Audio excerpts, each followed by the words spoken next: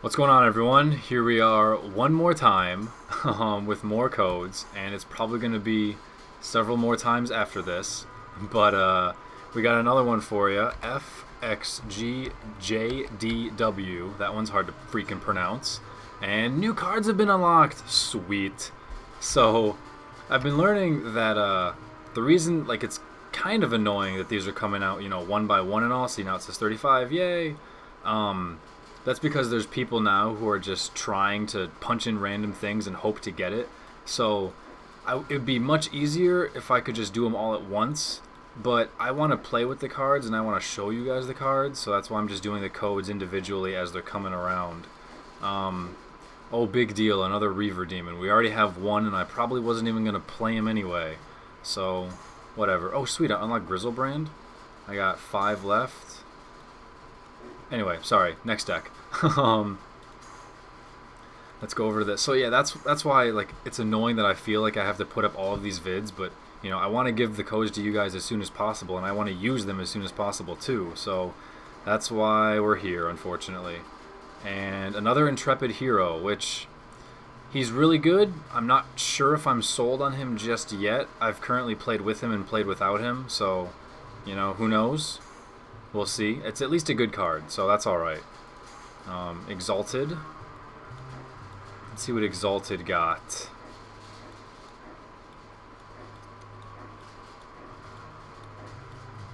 I do not see it. Oh, here it is. Oh, ooh, Worship.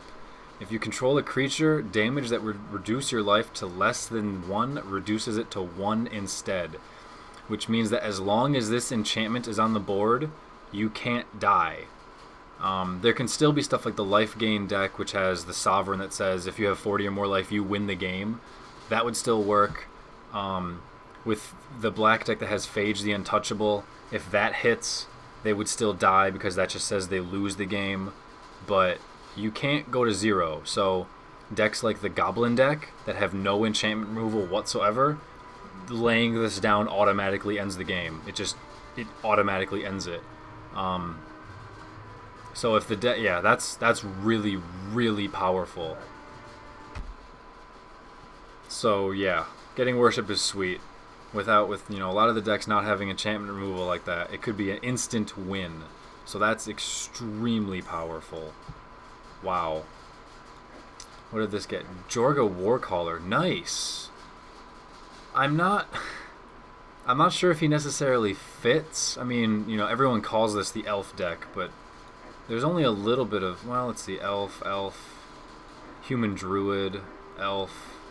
Okay, so I guess there's more elves than I thought originally, but usually a lot of this stuff is more about the combos with the other cards and not necessarily the elf portion of it. But he's certainly a sick card, especially as a 1-drop. Like, it's nuts. So he's really cool. I'm not sure if he quite fits, but he's in there. He's cool. He gives the deck more options. That's not bad. Not bad at all. Let's see what Crosswinds got. Oh, I think I remember hearing about what this one was going to be. So let's just scroll over to it. Yep, a second Time Warp, which is really cool. I personally would rather run 2 Time Warps over a time stretch.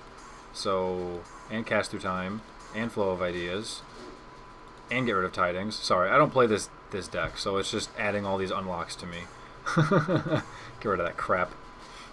Let's see what oh, I know what Celestial Light already has. My buddy told me. He was like, OMGs. Yeah, Celestial Light just got a second Baneslayer. So now this deck is starting to get more powerful. It probably got the shorter end of the stick earlier. Get rid of Sarah Avatar. But a second Baneslayer is nuts. It's so good. So good.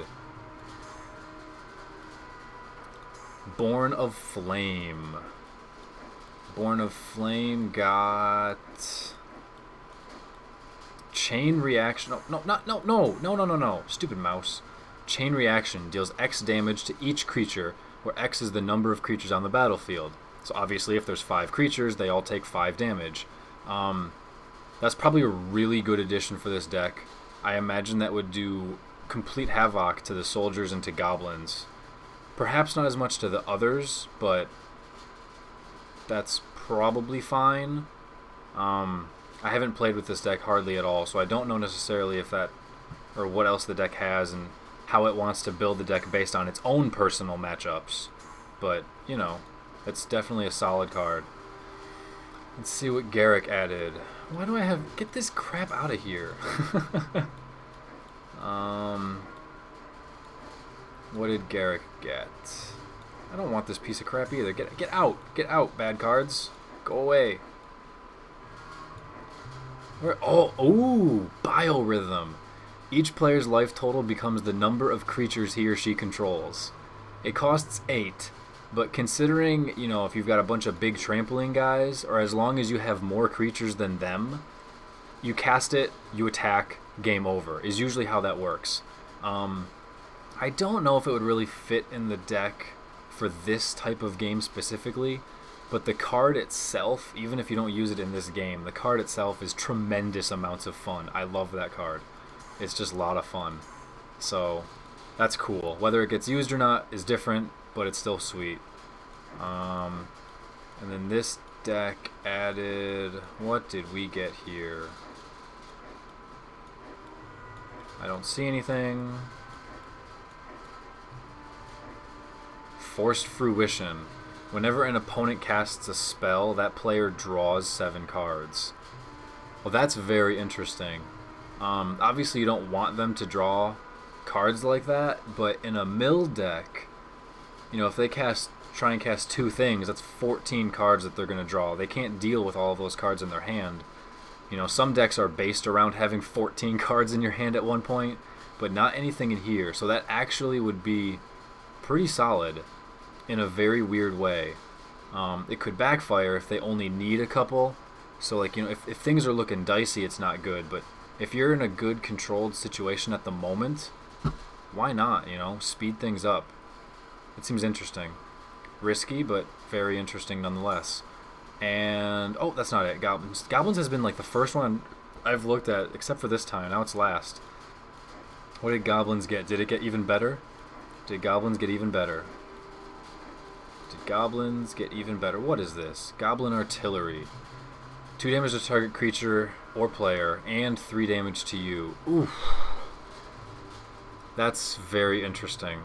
Because you don't really care necessarily as much about the suicidal damage, but that's recurring removal like that. So that's pretty darn powerful. I'll have to see. 63 cards. What the hell else do I don't know. Whatever. I'll deal with that stuff later. But there we go, guys. There's 10 more cards. Or, yeah, 10 more cards. 1 more card for each. Enjoy.